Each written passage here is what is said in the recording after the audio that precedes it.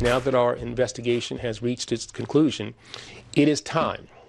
It is time for Ferguson's leaders to take immediate, wholesale, and structural corrective action. Now, let me be very clear. The United States Department of Justice reserves all of its rights and abilities to force compliance and to implement basic change.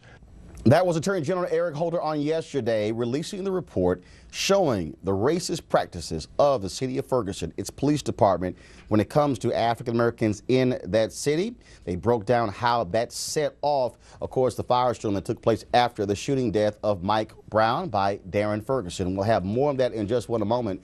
But folks, stormy winter weather all across the East Coast and the Midwest. You have ice, snow, and flooding as well. You want to go to a live report right now with my frat brother, Paul Goodlow, Mirage for the Weather Channel. Paul, I know you got the sweater on right there, but it's a little ugly all across America.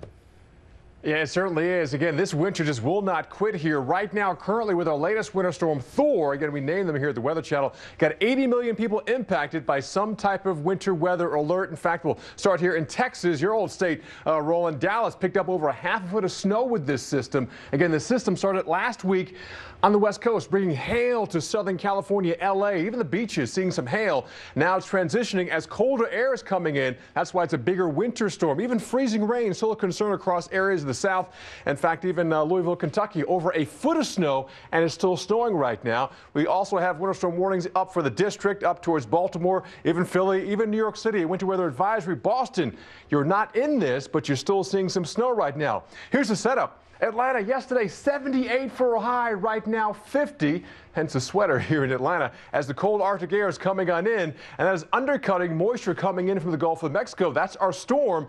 Again, Dallas, the snow is over for you, but it's 22 degrees right now. 6 is our current temperature in Chicago, 8 in Omaha, 18 in St. Louis. But again, this is the swath where the cold air is deep enough and the moisture is being dumped through it, where it's all snow, stretching from Boston right out into areas of Memphis. Memphis, your snow is tapering off right now. Nashville, some heavy snow. Boston, you only need 2 more inches to set your all-time snowiest winter on record, and you're guaranteed to get that. If not today, before it stops snowing this season. But right now, the battle line, the transition is right here across D.C.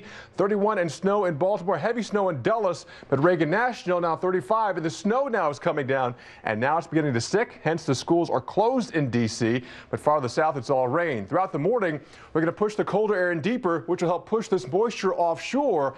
But all day long, the snow continues from Philly to Baltimore to D.C., and we can easily pick up perhaps a half foot or more in some locations across the higher terrain of Northern Virginia and West Virginia. Maybe a foot of snow, but D.C. up to Philly and Baltimore, easily 5 to 6 inches. That's going to be the heavy, wet, slushy snow, kind of hard to shovel. It's going to fall all throughout the day. So if you can, just stay at home. Ride this one out. Things will be better tomorrow. But again, even Baltimore, a half foot of snow. This is the heaviest snow you've seen so far this season. And in terms of the optimistic people, spring. We got 16 days and 5 hours officially before the beginning of spring.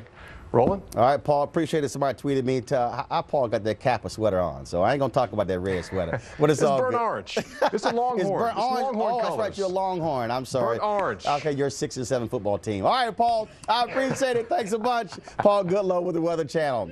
Folks, now let's go to our top story. 87-page report issued by the Department of Justice drops the hammer on the Ferguson, Missouri Police Department. So far, 1 police official has been fired and 2 others are on administrative leave after the report uncovered racist emails sent all throughout the department. Now the Justice Department is demanding sweeping reforms. And so yesterday, again, Attorney General Eric Holder spoke about this particular report, and he broke down how, again, unbelievable the actions are there in Ferguson. We're talking about that, of course, with our panel, Cleo Manago, behavioral health expert and CEO of the Black Men's Exchange National, Dr. Avis Jones-DeWeaver, leadership strategist. Also joining us on Skype is attorney Lisa Bloom from Los Angeles. Lisa, I want to go to you. When you look at this particular report, when you look at what it said when it comes to dogs being used exclusively on African Americans, the racist emails, when you talk about the lack of leadership, how in the world is the mayor of this city, how is the city manager, how is the police chief, how do they still have their job today? Well, they shouldn't, Roland. That's a very important question.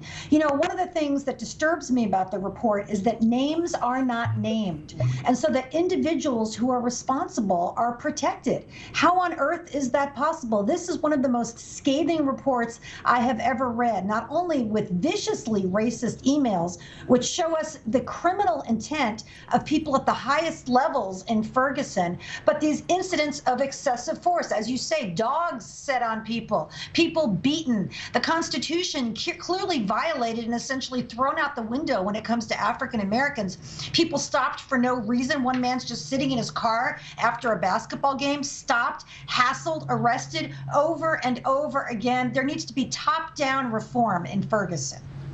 Cleo, Avis, I mean, when you look at this report, people are saying, look, we all knew this, but the reality is DOJ went back 3 years. You had to put the information together. You had to document that because you can't sue the department. You can't say disband the department without having the information to back it up. Exactly. I mean, for me, when I'm reading what happened in Ferguson, it looks like organized criminal activity.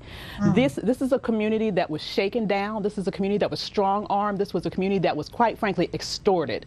The budget of that community was balanced on the backs of African Americans. And I agree totally with you. There's no way on God's green earth that police chief should still have his job. And to me, the only meaningful thing that mayor could have said yesterday was, I resign. Cleo, when you look at this, the report, I mean, folks were stunned, but those African Americans are saying, wait a minute, sure, that's Ferguson, but all other little towns around Ferguson and also other cities around America, you likely could find the same sort of stuff if you had an intensive investigation.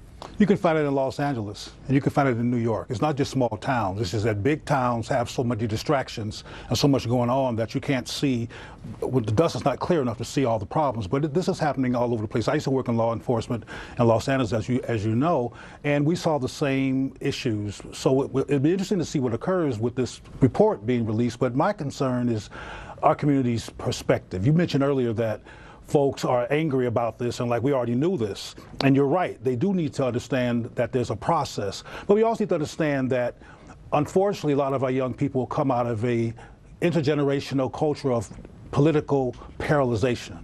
They don't understand process. Their parents didn't teach them process. We understand emotions. Also, there was a time where we did understand process and still did not get justice.